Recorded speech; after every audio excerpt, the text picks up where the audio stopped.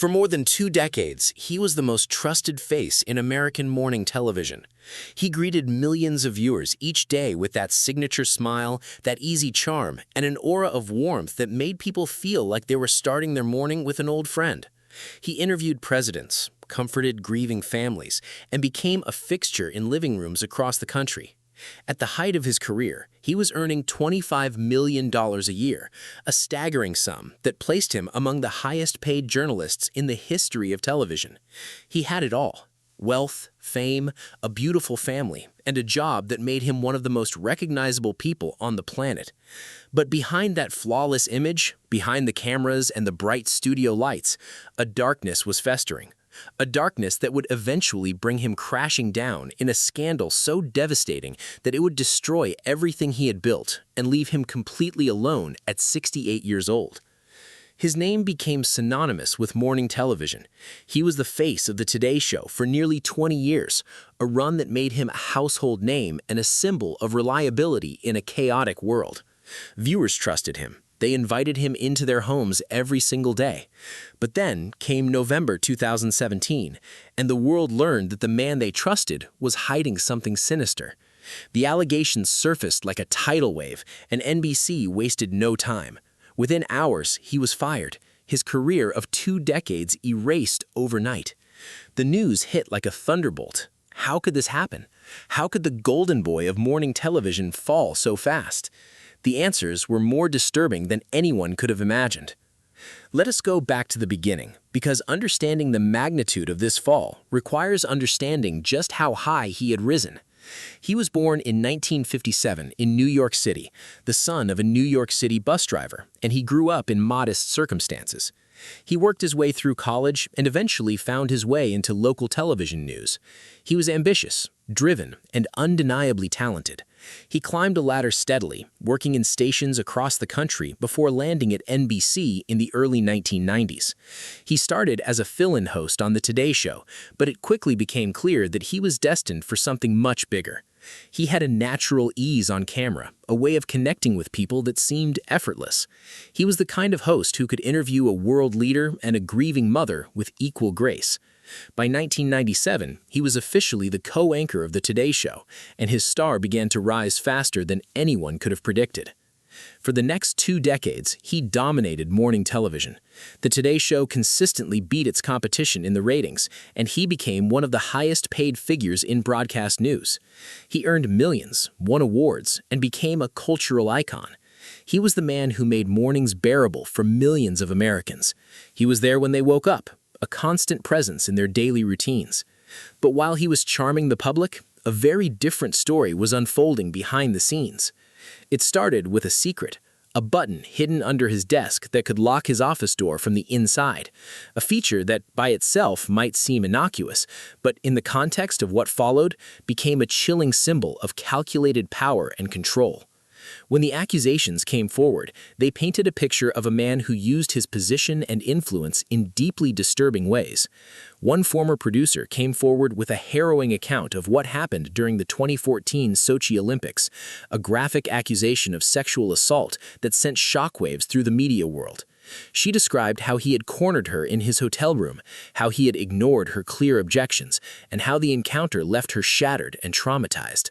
She went public with her story, and suddenly, the man who had been America's favorite morning host was facing accusations that went far beyond infidelity. His defense was predictable. He admitted to cheating on his wife, but he insisted that all of his workplace encounters were consensual. He claimed he was being unfairly judged, that his private life was being twisted into something it was not. But the damage was done.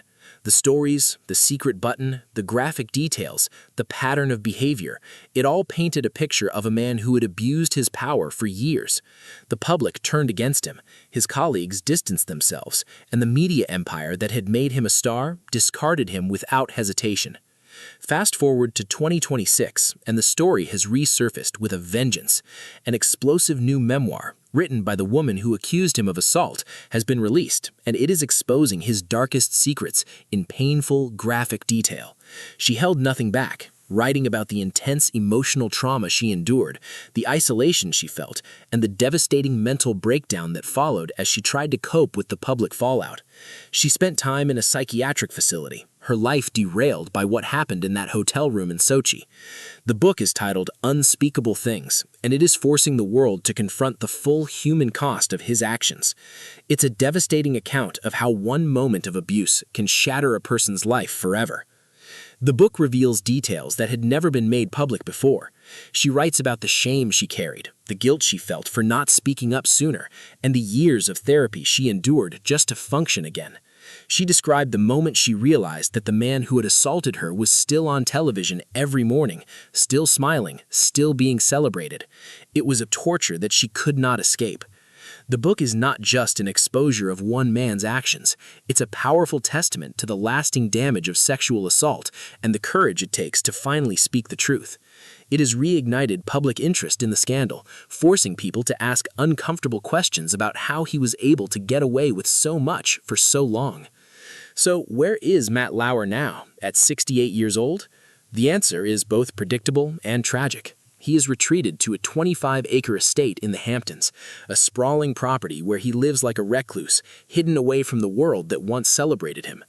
The man who once commanded a salary of $25 million a year now hides in isolation, surrounded by acres of privacy that shield him from public scrutiny.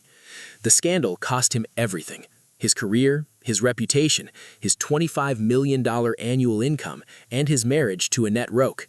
The woman who stood by him for years finally walked away, leaving him utterly alone. Recent sightings paint a picture of a man who has aged dramatically. In March 2026, he was spotted in public for the first time in months, walking with his girlfriend, Shameen Abbas. The man who once looked so comfortable in the spotlight now appeared tired, worn, visibly older. The years of hiding and isolation have taken their toll. The confident, charismatic host who commanded a studio of millions is now a ghost of his former self, a cautionary tale about the cost of unchecked power and the weight of irreversible choices. But here's the most surprising part of the story. Despite everything, he's not done fighting. Sources close to him say he's still angry at NBC, bitter about how he was discarded. He's secretly plotting a way back into the media world, scheming behind the scenes to engineer some kind of comeback. He believes he has been wronged, that the punishment did not fit the crime, and that there is still a place for him in the industry he once dominated. It seems almost impossible to imagine. After everything that has been revealed, after the book, after the graphic details, after the psychiatric breakdown of the woman he victimized, he still believes he can return to the spotlight. It's a stunning display of denial, a refusal to accept the full weight of what he did and the lives he destroyed. The question that lingers is one that every viewer must answer for themselves. Can a person truly bounce back from a scandal this massive? Can someone who held so much power, who abused it so flagrantly, and whose actions caused such devastating trauma ever find redemption? Or is the price of such sins forever, a permanent stain that can never be washed away? Some will argue that he has served his time, that he deserves a second chance. Others will insist that he should never be allowed back into the public eye, that the damage he caused is simply too great. What is clear is that the story of Matt Lauer is not just about one man. It's about a culture that enabled him for so long, a